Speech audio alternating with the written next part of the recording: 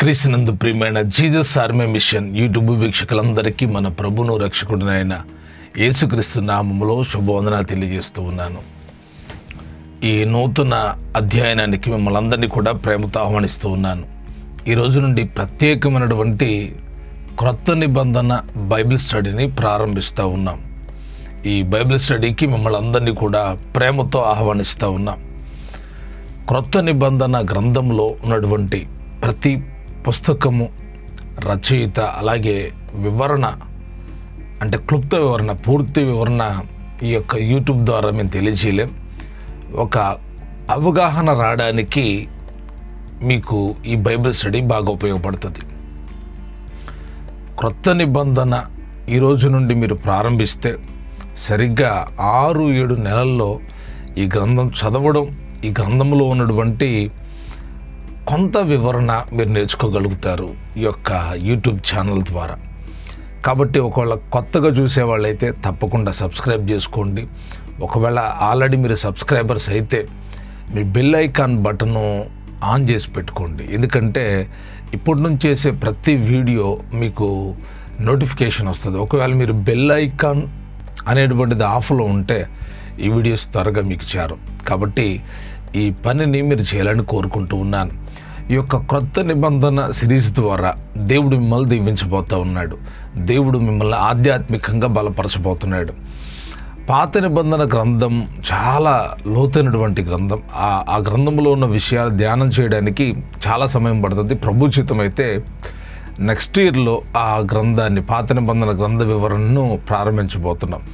అయితే ఈ సిరీస్లో క్రొత్త నిబంధన గ్రంథం గురించి క్లుప్త వివరణ మీకు ఇవ్వబడుతుంది.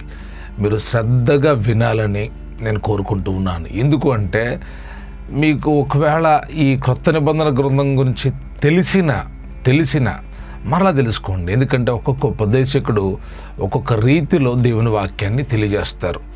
ఇవి ఆత్మ సంబంధమైన విషయాలే కానీ మీకు హాని చేసేటువంటివి కావు అని గుర్తుంచుకోండి. హాని చేసే విషయాలు ఉంటాయి, వాటి వల్ల మీ మనసు పాడైపోయిద్ది, హృదయం పాడైపోయిద్ది, మీరు పాడైపోతారు. ఇవి హానికరములైనటువంటి విషయాలు కావు, ఆరోగ్యాన్ని ఇచ్చే విషయాలు, ఆధ్యాత్మికంగా ఎదుగుదలనిచ్చే విషయాలు. కాబట్టి మీరు తప్పకుండా ఈ సిరీస్ని చూసి వాక్యాన్ని నేర్చుకొని మీరు ఒక మంచి సువార్థికులుగా మారాలి. యేసుక్రీస్తు ప్రభువారికి గొప్ప సాక్షులుగా ఉండాలని నేను ఆశిస్తూ ఉన్నాను. మీరు జాగ్రత్తగా వింటే తప్పకుండా దేవుడు మిమ్మల్ని బ్లెస్ చేస్తాడు. ఇది నా మాటలుగా సుమా, ఇవి వాక్య సందేశాలు. కాబట్టి శ్రద్ధగా మీరు వినండి, దీవించబడండి. మీరు నేర్చుకొని అనేకులకు ఈ వాక్య సందేశం నేర్పించండి. మీరు ఆధ్యాత్మికంగా బలపడి అనేకులను ఆధ్యాత్మికంగా బలపరచండి. మీరు విశ్వాసంతో నింపబడి అనేకులను విశ్వాసంలోనికి నడిపించండి. విశ్వాసంలో ఉన్న వారిని పురికొల్పండి. కాబట్టి నా యొక్క ఉద్దేశం మీరు బలపరచబడి ఇతరులను బలపరచాలి. అదే నా ఉద్దేశం. మీరు స్థిరపరచబడి ఇతరులను స్థిరపరచాలి. దైవిక క్రమాన్ని గుర్తెరిగి దేవుని చిత్తాన్ని తెలుసుకొని దేవుని వాక్యములో ఉన్నటువంటి మర్మమైనటువంటి సంగతులు మీరు గుర్తెరిగి వాటన్నిటి విషయాల్లో మీరు ఒక చక్కటి అవగాహనకు వచ్చి స్థిరమైన పునాది మీద నిలబడి దేవుని యొక్క రాజ్యంలో మీరు కూడా ఉండాలి అని కోరుకుంటున్నాను. కాబట్టి ఈ వెబ్ సిరీస్ని ప్రారంభిస్తూ ఉన్నాం. కాబట్టి మీరందరూ కూడా సిద్ధపడి ఈ ప్రార్థన, ఈ యొక్క బైబిల్ స్టడీని విని ప్రోత్సహిస్తారని కోరుకుంటూ ఉన్నాను. దేవుడు మిమ్మల్ని అందరూ దీవించునుగాక. చిన్న ప్రార్థన. పరమ తండ్రి, దయాళుడా, మీకు స్తోత్రాలు చెల్లిస్తూ ఉన్నాను. ఈ యొక్క సమయాన్ని బట్టి కృతజ్ఞతలు నాయన. ఈ యొక్క బైబిల్ స్టడీని ప్రారంభిస్తూ ఉన్నాం. ఈ యొక్క క్రొత్త నిబంధన బైబిల్ స్టడీ అంతటి ద్వారా నీ పిల్లలు అనేకమైన విషయాలు నేర్చుకుందురుగాక. వారి హృదయాల్లో నీ వాక్యము సమృద్ధిగా నాటబడునుగాక. మీరే ప్రతి హృదయంలో నీ వాక్యాన్ని నింపుతున్నందుకు స్తోత్రాలు. ఈ యొక్క బైబిల్ స్టడీ అవగాహన చేసుకోవడానికి పరిశుద్ధాత్మదేవ నీ సహాయాన్ని ప్రతి బిడ్డలకు అనుగ్రహించండి. మీరే నడిపిస్తున్నందుకు స్తోత్రాలు. యేసు నామములో అడుగుచూ ఉన్నాము తండ్రి, ఆమేన్. ప్రియమైన బిడ్డలారా, మరొకసారి మీకు వందనాలు తెలియజేస్తున్నాడు. తప్పకుండా ఈ బైబిల్ స్టడీని మీరు ఫాలో చేయండి. సుమారుగా 6-7 నెలల్లో మీరు క్రొత్త నిబంధన గ్రంథం నాతో పాటు మీరు చదవడమే కాకుండా అర్థం చేసుకొని కొంత అవగాహన మీరు తెలుసుకొని ప్రభులో స్థిరపరచబడతారు. లోతైన విషయాలు కావాలంటే తప్పకుండా మన వాట్సాప్ ఛానల్ ఉంది, మీరు ఫాలో చేయండి. మీకు ఏమన్నా డౌట్స్ ఉంటే, మీకు ఏమన్నా క్వశ్చన్స్ ఉంటే తప్పకుండా కామెంట్లో తెలియజేయండి. లేదా మా యొక్క వాట్సాప్లో మీరు తెలియజేయచ్చు. వాట్సాప్ గ్రూప్ నెంబర్ డిస్క్రిప్షన్లో ఇవ్వబడుతుంది. అక్కడ మీరు తెలియజేస్తే తప్పకుండా మీ ప్రశ్నలకు యూట్యూబ్ ద్వారానే లేక వ్యక్తిగతంగా మీకు జవాబు ఇవ్వడం జరుగుతుంది. కాబట్టి ఈ విషయాన్ని గమనించండి. ఇప్పుడు మనం క్రొత్త నిబంధన గురించిన బైబిల్ స్టడీని ప్రారంభిద్దాం. నేను చెప్తున్న ప్రతి విషయాలు మీరు రాసుకోండి. ఒకవేళ మీకు పీడిఎఫ్ అవసరమైతే నాకు మెయిల్ చేయండి, తప్పకుండా మీకు పీడిఎఫ్ను పంపిస్తాను. దైవ గ్రంథంలో 2 పుస్తకాలు మనకున్నాయి. అంటే పరిశుద్ధ గ్రంథం అన్నటువంటి బైబిల్లో 2 భాగాలు, ఒకటి పాత నిబంధన, రెండవది క్రొత్త నిబంధన. పాత నిబంధన పుస్తకాలు వేరు, క్రొత్త నిబంధన పుస్తకాలు వేరు. పాత నిబంధనలో ఉన్నటువంటి చరిత్ర వేరు, క్రొత్త నిబంధనలో ఉన్నటువంటి చరిత్ర వేరు. ఈ 2 పుస్తకాలు పరిశుద్ధాత్ముడి చేత రాయించబడ్డాయి. ఈ 2 పుస్తకాల్లో ఉన్నటువంటి విశేషమైనటువంటి విషయాలు మన ఆధ్యాత్మిక జీవితాన్ని బలపరుస్తాయి, మనల్ని దేవునిలో మరింత లోతైన అనుభవాలకు నడిపిస్తాయి. అయితే మనం ధ్యానిస్తున్నటువంటి ఈ క్రొత్త నిబంధన యేసు ప్రభు వారి యొక్క చరిత్రతో ప్రారంభమవుతుంది. యేసు ప్రభు వారి పుట్టుక, యేసు ప్రభు వారి యొక్క పరిచర్య, యేసు ప్రభు వారి యొక్క మరణంతో ప్రారంభమయ్యి పరలోక పట్టణాన్ని గురించిన మర్మంతో, పరలోక పట్టణాన్ని గురించిన సందేశాలతో ముగించబడుతుంది. ఈ యొక్క సిరీస్లో మనం 4 విషయాలు నేర్చుకోబోతున్నాం. మొట్టమొదటిది, క్రొత్త నిబంధన గ్రంథంలో ఎన్ని పుస్తకాలు ఉన్నాయి, వాటి పేర్లు ఏంటి. తరువాత ఈ పుస్తకాలని ఎవరు రాశారు, రచయిత ఎవరు, రాసినటువంటి కాలం సుమారుగా ఎంత కాలంలో రాసి ఉంటారు. మూడవదిగా, ఈ క్రొత్త నిబంధనలో ముఖ్యమైన వ్యక్తుల పేర్లు, అంటే మతపరంగాను అలాగే దైవిక పరంగా, అంటే వాక్యములో కీలకమైనటువంటి బైబిల్ గ్రంథంలో క్రొత్త నిబంధనలో కీలకమైనటువంటి వ్యక్తుల పేర్లు. ఆ తర్వాత 4వదిగా ముఖ్యమైనటువంటి ప్రదేశాలు. ఇవి ముందుగా ఎందుకు చెప్తున్నానంటే రాబోయేటువంటి స్టడీలో ఈ విషయాలన్నీ మళ్ళీ రిపీట్ అవుతాయి. అప్పుడు మీకు లోతుగా వాటి గురించిన ధ్యానం ఉంటుంది. అయితే ముందుగా ఎందుకు చెప్తానంటే ఇవన్నీ క్రొత్త నిబంధనలో ప్రతి వ్యక్తి గుర్తు పెట్టుకోవాల్సిన విషయాలు. ప్రతి వ్యక్తి గుర్తుండాలి. గుర్తుగా ఇది ఇన్ని పుస్తకాలు ఉన్నాయి, ఎంతమంది రాశారు, తరువాత ఈ ఎంతమంది కీలకమైన వ్యక్తులు ఉన్నారు, అలాగే ముఖ్యమైన ప్రదేశాలు. ఈ ప్రదేశాల పేర్లు పాత నిబంధనలో ఉన్నాయి, క్రొత్త నిబంధనలో ఉన్నాయి. అయితే క్రొత్త నిబంధనలో ఉన్న ముఖ్యమైన ప్రదేశాలు, ఈ 4 అంశాల మీద ఈ యొక్క సిరీస్ ఉంటుంది. కాబట్టి ఈ విషయాన్ని మీరందరూ గుర్తించండి. మొట్టమొదటిగా మనం గమనించినప్పుడు దైవ గ్రంథంలో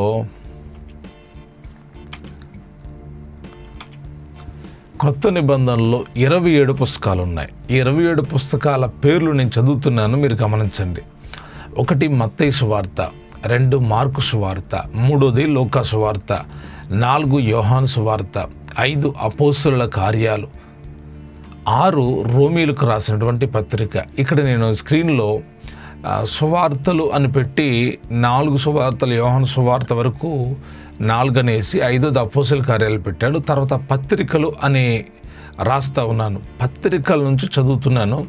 పత్రికల్లో మొట్టమొదటిది రోమీలకు రాసినటువంటి పత్రిక, రెండవది 1 కొరింథీయులకు రాసినటువంటి పత్రిక, 3వది 2 కొరింథీయులకు రాసినటువంటి పత్రిక, 4వది గలతీయులకు రాసినటువంటి పత్రిక, 5వది ఎఫెసీయులకు రాసినటువంటి పత్రిక, 6వది ఫిలిప్పీలకు రాసినటువంటి పత్రిక, 7 కొలసీలకు రాసినటువంటి పత్రిక, 8 తెస్సలోనికేలకు రాసినటువంటి పత్రిక, మొదటి పత్రిక, 9 తెస్సలోనికులకు రాసినటువంటి 2వ పత్రిక, 10 తిమోతికి రాసినటువంటి మొదటి పత్రిక, 11 తిమోతికి రాసినటువంటి 2వ పత్రిక, 12 తీతుకు రాసినటువంటి పత్రిక, 13 ఫిలోమోనుకు రాసినటువంటి పత్రిక, 14 హెబ్రీయులకు రాసినటువంటి పత్రిక, 15 యాకోబు రాసినటువంటి పత్రిక, 16 పేతురు రాసినటువంటి మొదటి పత్రిక, 17 పేతురు రాసినటువంటి రెండవ పత్రిక, 18 యోహాను రాసినటువంటి మొదటి పత్రిక, 19 యోహాను రాసినటువంటి రెండవ పత్రిక, 20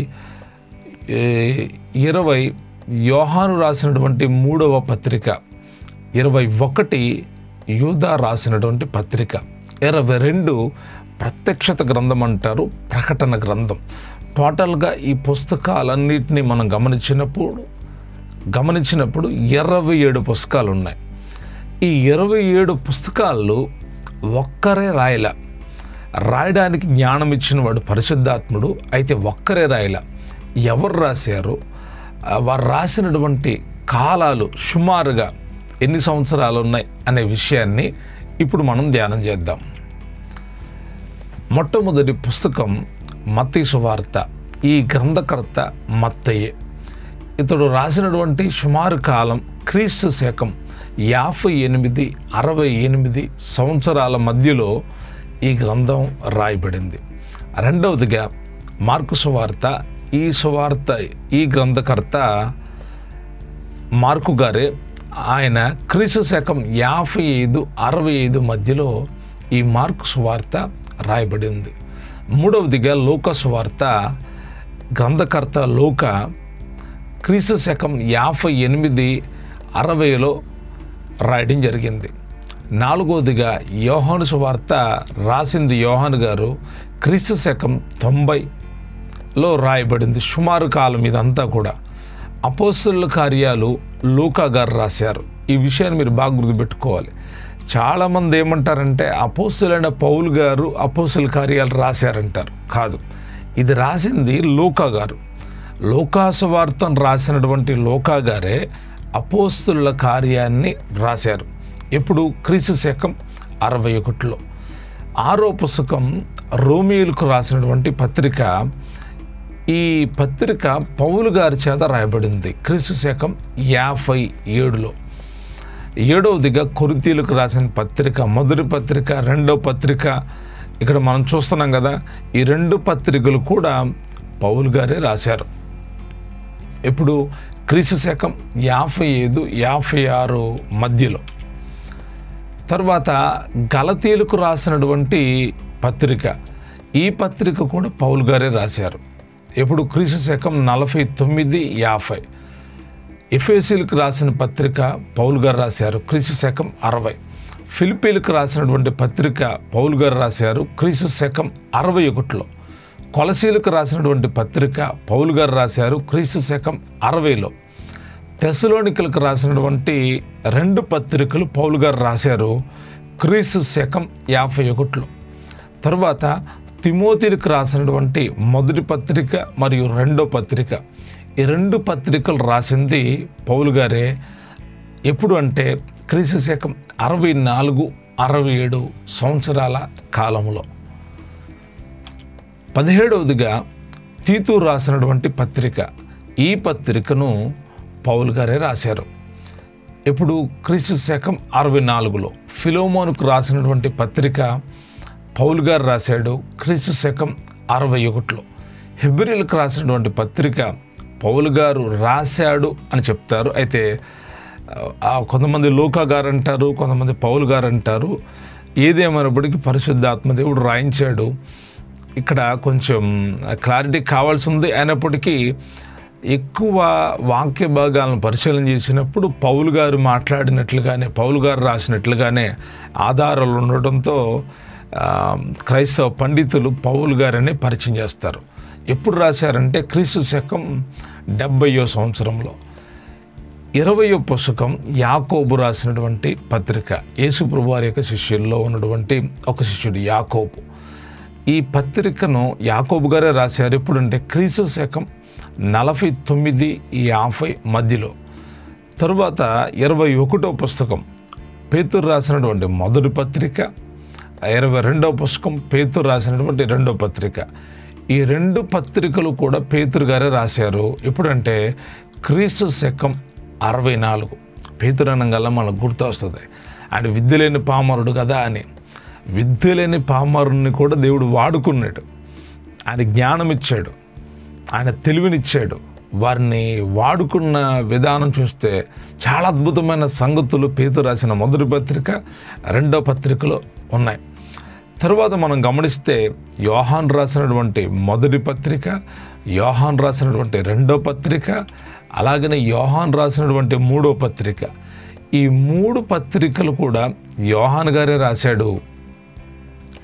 ఎప్పుడంటే క్రీస్తు శకం 90వ సంవత్సరంలో సుమారుగా. తరువాత యోధా రాసినటువంటి పత్రిక 26, ఈ యోధా పత్రికను యోధా గారే రాశాడు క్రీస్తు శకం 65లో. ఈ చివరి పుస్తకం 27వ పుస్తకం ప్రకటన గ్రంథం యోహాను గారి చేత రాయబడింది క్రీస్తు శకం 95వ సంవత్సరంలో. ప్రియదేవుని బిడ్డలారా, ఇప్పటి వరకు ఎన్ని పుస్తకాలు ఉన్నాయి అని మనం నేర్చుకున్నాం. రెండవదిగా ఈ పుస్తకాల పేర్లు మరలా చదువుతూ ఎవరు రాశారు, సుమారుగా ఏ కాలంలో రాశారు అనేటువంటి విషయాన్ని మనం తెలుసుకున్నాం. ఇప్పుడు మనం బైబిల్ గ్రంథంలో ఉన్నటువంటి క్రొత్త నిబంధనలో ఉన్నటువంటి కీలకమైనటువంటి వ్యక్తుల గురించి తెలుసుకుందాం. కీలకమైన వ్యక్తులు అంటే అందరూ కాదు, కొంతమంది కీలకమైన వ్యక్తులు ఉన్నారు, అంటే ముఖ్యమైనటువంటి వ్యక్తులు. వారి పేర్లు మనకు గుర్తుండాలి, తప్పకుండా గుర్తుండాలి. అప్పుడే క్రొత్త నిబంధన అర్థమవుతుంది. ఎందుకు ఈ పేర్లు ముందే చెప్తున్నానంటే మీకు అర్థం కావాలి, కన్ఫ్యూజ్ కాకూడదు. కొన్నిసార్లు ఒక ఆయన అన్నాడు తన ప్రసంగంలో, పాత నిబంధనలో ఉన్న సౌలు గారు, క్రొత్త నిబంధనలో ఉన్న సౌలు గారు ఒక్కళ్ళే అని చెప్పారు. ఆశ్చర్యం వేసింది. నేను అడిగాను, అయ్యా అలాగే చెప్తున్నారంటే, అవును కదయ్యా పరిశుద్ధాత్మ దేవుడు బయలుపరిచాడు అన్నాడు. నేను చెప్పాను, పరిశుద్ధాత్మ దేవుడు మీకు బయలుపరచలేదు, అది తప్పండి. పాత నిబంధన గ్రంథంలో ఉన్న ఆ యొక్క సౌలు వేరు, క్రొత్త నిబంధనలో గ్రంథంలో ఉన్న సౌలు వేరు అని చెప్పి వివరిస్తే కొంచెం ఆయన పెద్ద వయసు గల ఆయన ఫీల్ అయిపోయాడు బాగా. నువ్వు నాకు బొడ్డోడు చెప్పేటంతరోడువా అని అన్నాడు. నేను ఇక్కడ ఒక విషయం చెప్తాను, దేవుని వాక్యాన్ని బోధించే వాళ్ళు ఆత్మ కలిగి బోధిస్తున్నారా లేదా అని పరీక్షించండి. దేవుడి జ్ఞానంతో బోధిస్తున్నారా లేదా పరీక్షించండి. వాళ్ళు ఎంత పెద్దవాళ్ళైనా, వాళ్ళు ఎంత చిన్నవాళ్ళైనా, వాక్యం చెప్పిన తర్వాత, వాక్యము మీరు విన్న తర్వాత తప్పకుండా పరిశీలన చేయండి. నేనేం పెద్ద పండితున్నని చెప్పట్లా, నేను చెప్పే వాటిని కూడా పరిశీలన చేయండి. పరిశీలన చేస్తేనే అవగాహన వస్తుంది, అవగాహన వస్తేనే ప్రశ్నలు వస్తాయి, ప్రశ్నలు వస్తేనే జ్ఞానం పెరుగుతుంది. ప్రశ్నలు రాలేదనుకో, మీరేదో మామూలుగా వినుకుంటూ వెళ్ళారనుకో, ఏమీ మీకు ఉపయోగం ఉండదు. మీ లోపల ప్రశ్నలు రావాలి. దేని గురించి మీ మనసులో పుట్టుకొచ్చే ప్రశ్నలు కాదు సుమా, మీరు విన్న వాటి గురించిన ప్రశ్నలు వచ్చినప్పుడు అవి మీ జీవితంలో చాలా మేలును కలుగు చేస్తాయి. కాబట్టి ఇక్కడ నేను తెలియజేస్తున్న విషయాలన్నీ మీరు పరిశీలించండి, తప్పకుండా మీరు తెలుసుకోండి. ఇక్కడ మనము స్క్రీన్లో చూసినప్పుడు క్రొత్త నిబంధనలో ముఖ్యమైన వ్యక్తుల జాబితా ఇక్కడ ఉంది. క్రొత్త నిబంధనలోని కీలక వ్యక్తులు, మొట్టమొదటి వ్యక్తి యేసుక్రీస్తు ప్రభువారు. క్రొత్త నిబంధన అంతట్లో యేసుక్రీస్తు చరిత్ర చాలా ముఖ్యమైనది. క్రీస్తు జననం, మరణం మరియు పునరుద్ధానం, యేసుక్రీస్తు ఉపదేశములు చాలా చాలా ప్రాముఖ్యమైనవి. క్రొత్త నిబంధన అంతట్లో కీలకమైన వ్యక్తి ఎవరంటే యేసుక్రీస్తు ప్రభువారే. మనం ఏ కోణంలోకి వెళ్ళి చూసినా యేసుక్రీస్తు ప్రభువారిని చూడాలి. యేసుక్రీస్తు ప్రభువారే కనబడతాడు. ఆయన లేకుండా, ఆయన పేరు లేకుండా, ఆయన ప్రస్తావన లేకుండా, ఆయన గురించిన మాట మాట్లాడకుండా ఈ క్రొత్త నిబంధన గ్రంథంలో ఏ పుస్తకం ముగించబడదు. కొత్త నిబంధనలో కీలకమైన వ్యక్తులు చాలామంది ఉన్నారు. అయితే వారందరి పేర్లు మనం తెలుసుకోవడానికి ముందు అసలు మొట్టమొదటి కీలకమైన వ్యక్తి ఎవరు అంటే యేసుక్రీస్తు ప్రభువారు. గుర్తుపెట్టుకోండి బాగా. క్రొత్త నిబంధన అనంగాలను ఏం గుర్తు రావాలంటే యేసుక్రీస్తు ప్రభువారి గుర్తు రావాలి. యేసుక్రీస్తు ప్రభువారు లేకపోతే క్రొత్త నిబంధన లేదు. క్రొత్త నిబంధన ఎవరికి? మనకే. క్రొత్త నిబంధన రాయబడింది మన కొరకే. క్రొత్త నిబంధన పాఠాలన్నీ మన ఆధ్యాత్మిక జీవితం కొరకే. ఎవరైతే యేసుప్రభు వారిని విశ్వసిస్తారో, యేసుప్రభు వారిని తెలుసుకుంటారో, యేసుప్రభు వారిని గుర్తెరుగుతారో వారందరికీ క్రొత్త నిబంధన తెలిసి ఉండాలి, తెలుసుకోవాలి కూడా. భక్తి యేసుప్రభుని నమ్ముకోగానే అయిపోలా. ఒకవేళ అలాగ అయిపోయేదైతే ఈ వాక్య భాగాలు చెప్పడం, ఈ తతంగం అంతా అవసరం లేదు, అక్కడితోనే అయిపోయింది. భక్తి పెంపొందించబడాలి అంటే, భక్తులు ఎదగాలి అంటే, అభివృద్ధి చెందాలంటే తప్పకుండా చరిత్ర మనకు తెలుసుకోవాలి. అది ఎవరి గురించిన చరిత్ర అంటే యేసు ప్రభు వారి గురించిన చరిత్ర. యేసు ప్రభు వారి కీలకమైన వ్యక్తి. ఆయన గురించిన అన్ని విషయాలు రాయబడలేదు. గుర్తుపెట్టుకోండి బాగా. అన్ని బైబిల్ గ్రంథంలో రాయబడలా. ఆయన పుట్టిన తేదీ రాయబడలా, ఆయన చనిపోయిన తేదీ రాయబడలా, ఆయన తిరిగి లేచిన తేదీ కూడా, నెల కూడా రాయబడలా. పాత నిబంధనలో కొన్ని నెలలు, కొన్ని రోజులు ఉన్నాయి, కానీ క్రొత్త నిబంధనలో కూడా ఉన్నాయి, కానీ స్పష్టంగా యేసుప్రభు వారి చరిత్రలో లేదు. ఈ విషయాన్ని మీరు గమనించండి, పరిశీలన చేయండి. క్రొత్త నిబంధనలో కీలకమైన వ్యక్తుల్లో మొట్టమొదటి వ్యక్తి యేసుక్రీస్తు ప్రభువారు. తరువాత క్రొత్త నిబంధనలో కీలకమైన వ్యక్తులు 12 మంది అపోస్తలులు. వీళ్ళు శిష్యులు. వీళ్ళ పేర్లు ప్రతి ఒక్కరు గుర్తుండాలి. మీరెవళ్ళైనా ఒక చిన్న ప్రశ్న, మీలో ఎవళ్ళైనా ఈ 12 మంది పేర్లు చూడకుండా చెప్పగలిగితే, మీరు ఒక చిన్న వీడియో క్లిప్ తీసి మీరు చూడకుండా చెప్పిన వీడియో, అంటే సెల్ఫీ వీడియో తీసి నాకు పెట్టండి. మీ వీడియోని నేను యూట్యూబ్లో పెడతాను. అలాగనే క్రొత్త నిబంధనలో ఉన్న 27 పుస్తకాలు కూడా చూడకుండా మీరు చెబితే, చూడకుండా సెల్ఫీ వీడియో తీసి యథార్థంగా మీరు పెడితే, మీరు ఎంతమంది పెట్టండి, మీ వీడియోలన్నీ నేను నా ఛానల్లో అప్లోడ్ చేస్తాను. గుర్తుపెట్టుకోండి, మర్చిపోదు. మీరు 27 పుస్తకాలు మీరు చెప్పగలిగితే 27 పుస్తకాలు చెప్పిన వీడియో నాకు వాట్సాప్ చేయండి, నేను దాన్ని మన యూట్యూబ్ ఛానల్లో పెడతాను. అలాగనే 12 మంది అపోస్తుల పేర్లు చూడకుండా మీరు చెబితే, ఆ అపోస్తుల పేర్లు మీరు చెప్పారు కదా, అది కూడా యూట్యూబ్ ఛానల్లో పెడతాను, నేరుగా డైరెక్ట్గా పెడతాను. మీ జీవిత కాలం అంతా అది కనపడుతూనే ఉంటుంది. ఒక మంచి ఆఫర్ ఉంది, తప్పకుండా సద్వినియోగం చేసుకోండి, ఆధ్యాత్మికంగా బలపడండి. ఇక చూద్దాం. క్రొత్త నిబంధనలో కీలకమైన వ్యక్తులు 12 మంది అపోస్తలులు. వీళ్ళ పేర్లు: మొట్టమొదట పేతురు అనబడిన సీమోను, రెండవ వాని పేరు ఆంద్రియ, మూడవ వాని పేరు జబదే కుమారుడగు యాకోబు, నాలుగవ పేరు యాకోబు సహోదరుడగు యోహాను, ఐదవ పేరు ఫిలిప్పు, ఆరవ పేరు బర్తులోమై, ఏడవ పేరు థోమా, 8 సుంకరైన మత్తయి, 9 అల్ఫయి కుమారుడగు యాకోబు, 10 తద్దయ్యను మారు పేరు గల లెబ్బయి, 11 కానానీయుడైన సీమోను, 12 ఇస్కరియోతు యోధా. ఈ 12 మంది పేర్లు ప్రతి ఒక్కరు గుర్తుండాలి. ఈ 12 మంది అపోస్తలుల పేర్లు గుర్తుంచుకోవడం మన ఆధ్యాత్మిక జీవితానికి చాలా మంచిది. తర్వాత క్రొత్త నిబంధనలో కీలక వ్యక్తుల్లో ఇతర ముఖ్యమైన అనుచరులు మరియు నాయకులు, వాళ్ళ పేర్లు అంటే చాలామంది ఉన్నారు. నేను క్లుప్తంగా మెయిన్ పేర్లు రాయడం జరిగింది. ఆ పేర్లు 12 మంది పేర్లు రాశాను, చదువుతున్నాను, గమనించండి. మొదటిగా పౌలు తార్సుకు చెందినటువంటి సౌలు. ఇందాక చెప్పాను కదా, పాస్టర్ గారు పాత నిబంధనలు ఉన్న సౌలు, క్రొత్త నిబంధనలు ఉన్న సౌలు ఒకటే అంటున్నాడు. కాదు, క్రొత్త నిబంధనలో ఉన్న సౌలు గారు వేరు, ఆయన పౌలుగా మార్చబడ్డాడు. ఈ పౌలు గారు కీలకమైన వ్యక్తి.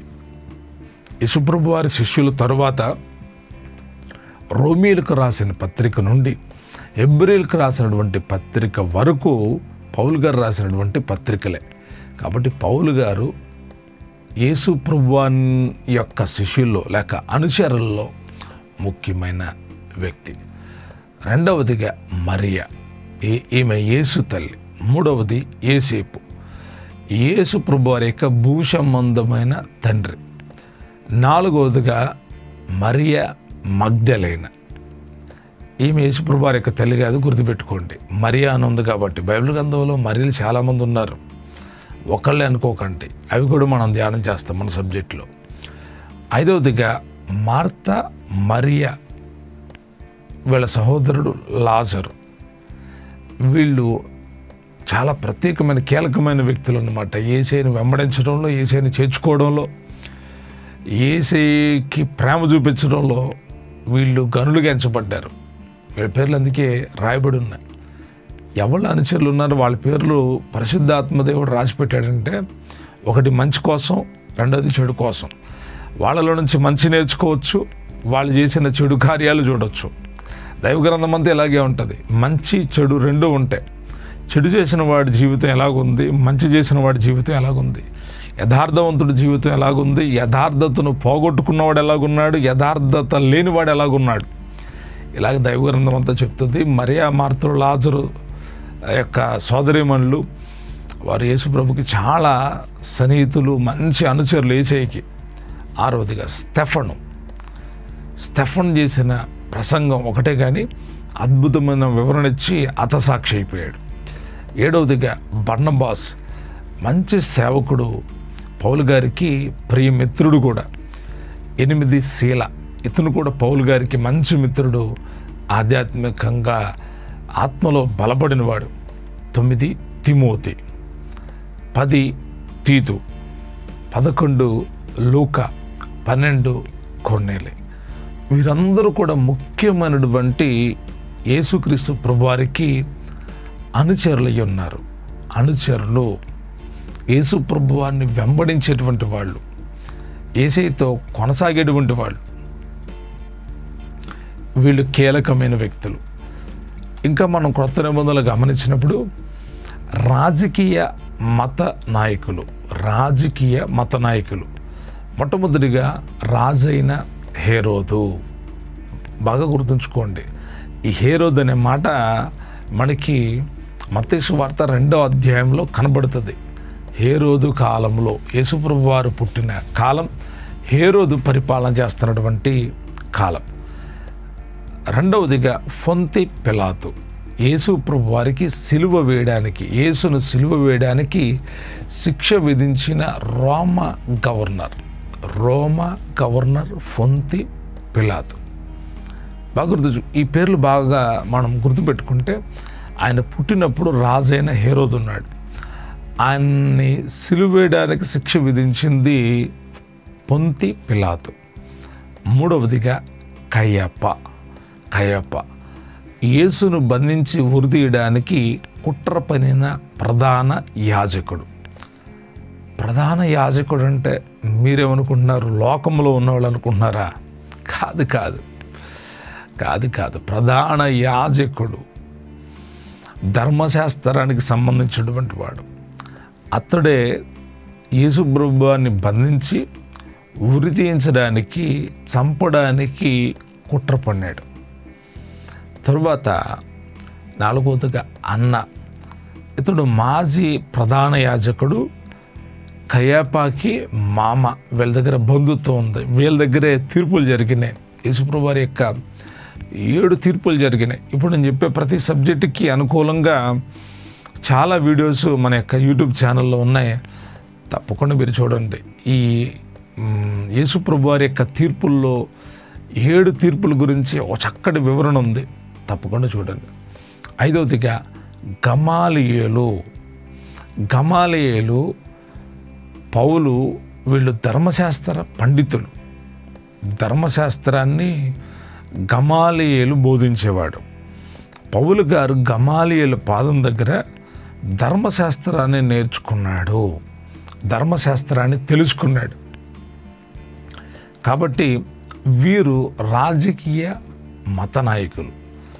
రాజకీయంగా రాజైన హేరోదు, పొంతి పిలాతు, వీళ్ళు రాజకీయ నాయకులు. మరి మత నాయకులు ఎవరు? కయప, అన్న. తర్వాత క్రొత్త నిబంధనలో ముఖ్యమైన ప్రదేశాలు, ముఖ్యమైనటువంటి ప్లేసెస్, ఎందుకు ఇవి మనం తెలుసుకోవాలి తప్పకుండా. ముఖ్యమైన ప్రదేశాలు, ఆ పేర్లు మనకు చాలా ఉపయోగకరమైనవి. ప్రతి పేరు వెనుక మన అర్థం ఉంది. ప్రతి ప్రదేశం లేక పట్టణమే కానీ గ్రామమే కానీ ఆ గ్రామాల వెనకమాల చాలా చరిత్ర ఉంది. ఊరికే ఏది పరిశుద్ధాత్మ దేవుడు రాయించలేదు. బాగా గుర్తుంచుకోండి, ఊరికి రాయించలేదు. పరిశుద్ధాత్మ దేవుడు మనకు అవసరమైన వాటిని రాయించాడు, మనం తెలుసుకోవాల్సిన వాటిని రాయించాడు. క్రొత్త నిబంధనలో ఉన్న ముఖ్యమైన ప్రదేశాలు మనం ధ్యానిద్దాం. ఒకటి బెత్లెహేము. బెత్లెహేము అనగా అందరికీ తెలుసు, పాటలు కూడా ఉన్నాయి. బెత్లెహేములో సందడి, పశువుల పాకలో సందడి అనని, రారాజు పుట్టాడని. నిజంగా ఆ రోజుల్లో సందడి జరగల. సందడి జరిగితే ఆయన చంపబడేవాడు. సందడి జరగల. కొందరు ఊహాగానాలు సందడి చేశారు అని. అయితే బెత్లెహేము అనేది చాలా ప్రాముఖ్యమైనటువంటి స్థలం.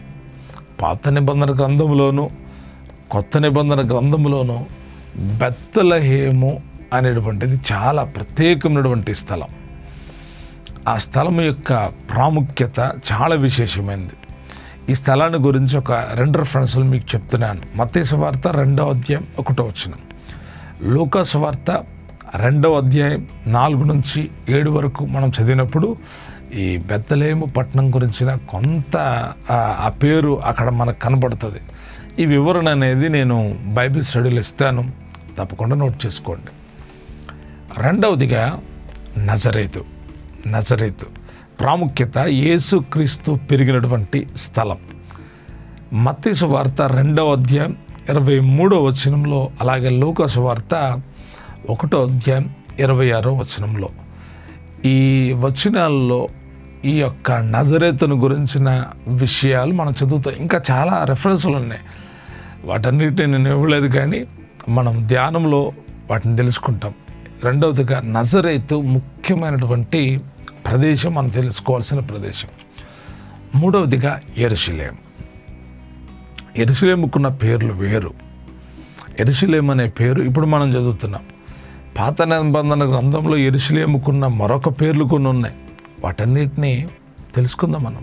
ప్రాముఖ్యత, యూదుల ఆరాధన కేంద్రం, ఆలయము ఉన్న ప్రదేశం, యేసు సిలువ వేయబడి పునరుద్ధానం చేయబడిన ప్రదేశం. లూకా సువార్త 19వ అధ్యాయం 28, 44, మత్తయి సువార్త 27, 28 అధ్యాయాలు, అపోస్తుల కార్యాలు 2వ అధ్యాయం. వీటిలో యెరూషలేమును గురించిన కొంచెం వివరణ ఉంటుంది. 4వదిగా కపెర్నహూము. ప్రాముఖ్యత, యేసు పరిచర్య ప్రధాన కార్యాలయం. అక్కడ ఆయన అద్భుతాలు చేశాడు మరియు సమాజ మందిరంలో బోధించాడు. కపెర్నహూము చాలా ప్రత్యేకమైనటువంటి స్థలం. మత్తయి సువార్త 4వ అధ్యాయం 13, మార్కు సువార్త 1వ అధ్యాయం 21 నుంచి 34 వరకు. తరువాత ఒలీవల కొండ. ప్రాముఖ్యత, యేసుక్రీస్తు తరచుగా ప్రార్థించిన స్థలం మరియు ఆరోహణుడైనటువంటి స్థలం. మత్తయి సువార్త 24:3, లూకా సువార్త 22:39, అపోస్తల కార్యాలు 1వ అధ్యాయం 9 నుంచి 12 వరకు. ఆయన ఒలీవల కొండ మీద నుండి ఆరోహణుడై వెళ్ళిపోయాడు. జకరియా ప్రవచన ప్రకారం మరలా ఆయన ఒలీవల కొండ మీద అడుగు పెట్టబోతున్నాడు అనేటువంటిది ప్రవచనం. ఒలీవల కొండ చాలా ప్రాముఖ్యమైనది. 6వదిగా గెత్సెమనే తోట. ఈ తోట గురించి తెలియాలి. గెత్సెమనే ప్రాంతము ఎందుకు ప్రాముఖ్యమైందంటే, యేసు సిలువ వేయబడడానికి ముందు ప్రార్థించిన స్థలం. ఆ గెత్సెమనే తోటలోనే యేసుక్రీస్తు ప్రభువారు అప్పగించబడ్డాడు లేక బంధించబడ్డాడు. మత్తయి సువార్త 26వ అధ్యాయం 36 నుండి 56 వరకు ఈ విషయాన్ని మనం గమనించవచ్చు. అలాగే మార్కు సువార్త 14వ అధ్యాయం 32వ వచనం. 7వదిగా గలిలయ సముద్రం. గలిలయ సముద్రం ముఖ్యమైన ప్రదేశం. ప్రాముఖ్యత, గలిలయ సముద్రం పైన యేసు ప్రభువారు నడిచాడు. ఆ గలిలయ సముద్రంలో తుఫాను వచ్చిందంటే ఆపివేశాడు. గలిలయలో ఆ సముద్ర ప్రాంతంలో ఆయన అద్భుతాలు చేశాడు. మత్తయి సువార్త 4వ అధ్యాయం 18 నుండి 22 వరకు. యోహాను సువార్త 6వ అధ్యాయం 1 నుంచి 21 వరకు. 8 ఇందుకు మునుపు యెరూషలేం చూసాం. యెరూషలేము ఆలయం ఇది చాలా ప్రాముఖ్యమైనటువంటి ప్రదేశం. ప్రాముఖ్యత, యూదుల ప్రధాన ఆరాధన స్థలం. యేసుక్రీస్తు ప్రభువారు ఈ యెరూషలేము ఆలయాన్ని శుద్ధీకరించాడు. ఇప్పుడు ఆయన అప్పగించబడక ముందు మనం మట్ల ఆదివారం అని ప్రస్తావిస్తాం కదా, ఆ సమయంలో యెరూషలేముకి ఆయన వెళ్ళినప్పుడు అక్కడ దేవాలయాన్ని శుద్ధి చేశాడు. యెరూషలేము ఆలయం చాలా ప్రాముఖ్యమైనది. అప్పుడే కాదు, ఈరోజు కూడా చాలా ప్రాముఖ్యమైనది. ఆ ఆలయాన్ని గురించి ఎన్నో ప్రవచనాలు ఉన్నాయి. ఆ ప్రవచనాలను బట్టి ప్రభు రాకడ అంచనా వేస్తూ ఉన్నారు క్రైస్తవులు లేక దేవుని పిల్లలు. కాబట్టి యెరూషలేము ఆలయం చాలా ప్రాముఖ్యమైనది. 9 యోర్దాను నది. యోర్దాను నది కూడా చాలా ప్రాముఖ్యమైనది. యేసు ప్రభువారు ఇక్కడే యోహాను చేత బాప్తిసం పొందాడు. యోర్దాను నది గురించి పాత నిబంధనలో మనం చదివితే చాలా ప్రాముఖ్యతలు ఉన్నాయి. చాలా ప్రాముఖ్యతలు. ఇశ్రాయేలు జర్నీలో ప్రాముఖ్యతలు ఉన్నాయి. స్వస్థతలో యోర్దాను నది ఉంది. ఆ విషయాన్ని మనం సబ్జెక్ట్ వైడ్గా తెలుసుకుందాం. 9వది యోర్దాను నది. మత్తయి సువార్త 3 అధ్యాయం 13 వచనం నుండి 17 వచనం వరకు. 10 బేతనియ. ఈ బేతనియ ప్రాముఖ్యత, మరియ, మార్తా, లాజరు ఇల్లు. లాజరు మృతి చెంది తిరిగి లేపబడినటువంటి ప్రాంతం బేతనియ. బేతనియ బెత్పేగాల గుండె యేసయ్య యెరూషలేముకి వెళ్ళాడని కూడా వాక్యం ఉంటుంది. 10వది బేతనియ. 11 సమరయ. ఈ సమరయ పట్టణం చాలా ప్రాముఖ్యమైనది. సమరయల పట్టణం సమరయ ప్రాముఖ్యత. బావి దగ్గర యేసు సమరయ స్త్రీతో మాట్లాడాడు. యోహాను సువార్త 4వ అధ్యాయం 1 నుంచి 42 వచనాలు. 12 దెక్కపోలి. ప్రాముఖ్యత, యేసు దెయ్యం పట్టిన వారిని స్వస్థపరిచిన అన్యుల పట్టణ ప్రాంతం. యేసు అక్కడికి వెళ్ళాడు. దెక్కపోలియా లేక దెక్కపోలి. మత్తయి సువార్త 4:25, మార్కు సువార్త 5:20, 7వ అధ్యాయం 31 వచనాలు. 13 ఫిలిప్పుదైన కైసరియ ప్రాంతం. ప్రాముఖ్యత, పేతురు ఇక్కడ యేసును క్రీస్తు అని ఒప్పుకున్నాడు. ఎక్కడ? కైసరియ ప్రాంతం. మత్తయి సువార్త 16వ అధ్యాయం 13 నుంచి 20 వరకు. 14 రోమ్ నగరం. ప్రాముఖ్యత, ఇక్కడే పౌలు గారు ఖైదీ చేయబడ్డాడు మరియు హతసాక్షి అయ్యాడు. అలాగే క్రైస్తవ సంఘం ప్రారంభమైంది కూడా అక్కడే. అపోస్తలుల కార్యాలు 28వ అధ్యాయం 16వ వచనం. రోమీలకు రాసినటువంటి పత్రిక 1వ అధ్యాయం 7వ వచనం. 15 అంతియోకయ పట్టణం. ప్రాముఖ్యత, విశ్వాసులను క్రైస్తవులను పిలిచిన మొట్టమొదటి ప్రదేశం, ప్రధాన మిషనరీ కేంద్రం. అంతియోకయలో ఉన్న వాళ్ళు మొట్టమొదటిగా దేవుని పిల్లలు, క్రైస్తవులు అని పిలువబడ్డారు. ఆ వచ్చిన భాగం అపోస్తలుల కార్యాలు 11వ అధ్యాయం 26వ వచనంలో రాయబడి ఉంటుంది. 16 ఎఫెసు పట్టణం. ప్రాముఖ్యత, ముఖ్యమైన సంఘం ప్రారంభించబడినటువంటి స్థలం. అపోస్తలుల కార్యాలు 19వ అధ్యాయం 1వ వచనం. ఎఫెసులకు రాసిన పత్రిక 1వ అధ్యాయం 1వ వచనాన్ని చదవండి. 17 ఫిలిప్పు పట్టణం. ప్రాముఖ్యత, పౌలు మరియు శీల జైలు శిక్ష మరియు ఫిలిప్పు చర్చి స్థాపన స్థలం. అపోస్తలుల కార్యాలు 16వ అధ్యాయం 12 నుండి 40 వరకు చదవచ్చు. 18 కానా. ఇక్కడే యేసుక్రీస్తు ప్రభువారు తన మొదటి అద్భుతాన్ని చేశాడు. చాలా ప్రాముఖ్యత కలిగిన స్థలం కానా. యోహాను సువార్త 2వ అధ్యాయం 1 నుండి 11 వరకు కానాను విందు గురించిన ప్రస్తావన మనకు కనబడుతుంది. 19 ఎరుకో పట్టణం. ప్రాముఖ్యత, జక్కయ్య రక్షించబడినటువంటి ప్రాంతం. అలాగే ఒకప్పుడు శపించబడిన ప్రాంతం. ఎరుకోను గురించి పాత నిబంధనలో కూడా చాలా ప్రత్యేకత ఉంది. లూకా సువార్త 19:1 నుంచి 10 వరకు, మార్కు సువార్త 10వ అధ్యాయం, లూకా సువార్త 18వ అధ్యాయం. 20వ ప్రదేశం పద్మాసు ద్వీపం. చాలా చాలా ప్రాముఖ్యమైనటువంటి ప్రాంతం. ప్రకటన గ్రంథం ముగింపు ఇక్కడే. ప్రాముఖ్యత. యోహాను అక్కడే దేవుని ప్రత్యక్షత దర్శనం కలిగింది. అక్కడ ప్రకటన గ్రంథాన్ని రాయడం జరిగింది. ప్రకటన గ్రంథం 1వ అధ్యాయం 9వ వచనం. పద్మాసు ద్వీపం చాలా ప్రాముఖ్యమైనది. ఇప్పుడు దేవుని బిడ్డలారా, ఇప్పటి వరకు క్రొత్త నిబంధనలో ఉన్నటువంటి 4 ప్రాముఖ్యమైన విషయాలు మనం తెలుసుకున్నాం. మొట్టమొదటిది ఎన్ని పుస్తకాలు ఉన్నాయి, వాటి పేర్లు. రెండవదిగా ఆ పేర్లు, పుస్తకాల పేర్లు మరియు రచయిత ఎవళ్ళు, ఏ సంవత్సరంలో రాశారు. మూడవదిగా కీలకమైన వ్యక్తులు. క్రొత్త నిబంధనలో మనం తెలుసుకోవాల్సిన కీలకమైన వ్యక్తులు తెలుసుకున్నాం. అలాగనే నాలుగవదిగా కీలకమైన ముఖ్యమైన ప్రదేశాలు ఒక 20 వరకు ఫైండ్ అవుట్ చేసి రాయడం జరిగింది. ఇదంతా ఓన్ బైబిల్ స్టడీ అండి. ఎక్కడ కాపీ చేసి రాయలేదు. కొన్ని ఇమేజెస్ మాత్రం సేకరించడం జరిగింది. మన ఓన్ ఇమేజెస్ కావవి సేకరించడం జరిగింది స్టడీ కోసం. ఏదైనా ఇమేజెస్ పరంగా ఏదైనా ఇబ్బంది ఉంటే దయతో మనకి మెయిల్లో తెలియజేయచ్చు. ఎవరైనా దాని ఆనర్స్ ఉంటే. కేవలం ఇది బైబిల్ స్టడీ కోసం మాత్రమే ఉపయోగించబడుతుంది, గమనించండి. ఈ క్రొత్త నిబంధనలో జస్ట్ ఇది ఒక ఇంట్రడక్షన్ వీడియో అనుకోండి, పరిచయం మాత్రమే. రేపటి దినం నుంచి మనం తప్పకుండా మొదటి అధ్యాయాన్ని ప్రారంభిద్దాం.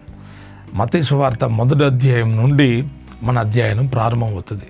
తప్పకుండా ఈ వీడియోను చివరి వరకు చూడండి. ఎప్పుడు కూడా స్కిప్ చేస్తా ఫాస్ట్గా చూడకండి. భారంతో చూడండి, విశ్వాసంతో చూడండి. ఎలాగంటే దేవుడు మమ్మల్ని బ్లెస్ చేయాలని చూడండి. దేవుడిని దీవించును గాక అంటే ఆశీర్వాదం వచ్చిందని మీరు అనుకుంటారు. నేను ఒకే మాట చెప్తాను, నేను దీవించకపోయినా మీరు వాక్యాన్ని వింటూ ఉన్నప్పుడు దీవెనలు ఆటోమేటిక్గా మీ మీదకి వచ్చేస్తాయి. మీరు వింటది వాక్యం కాబట్టి విశ్వాసంతో వినండి, బలపడండి. ఈరోజు నేర్చుకున్న విషయాలు మీ హృదయంలో జ్ఞాపకం ఉంచుకొని మీరు ధ్యానించి చెప్పిన రిఫరెన్స్లు ఒకసారి వెరిఫై చేసుకొని ఆధ్యాత్మికంగా బలపడండి. చివరిగా మళ్ళీ తెలియజేస్తున్నాను, ఎవరైనా ఈ వీడియో చూసిన తర్వాత మత్తయి సువార్త నుండి ప్రకటన గ్రంథం వరకు చూడకుండా మీరు చెప్పగలిగితే సెల్ఫీ వీడియో తీసి నాకు పంపించండి. నెక్స్ట్ డే లేదా అనదర్ డే మీ వీడియోని నేను యూట్యూబ్ ఛానల్లో ఉంచుతాను.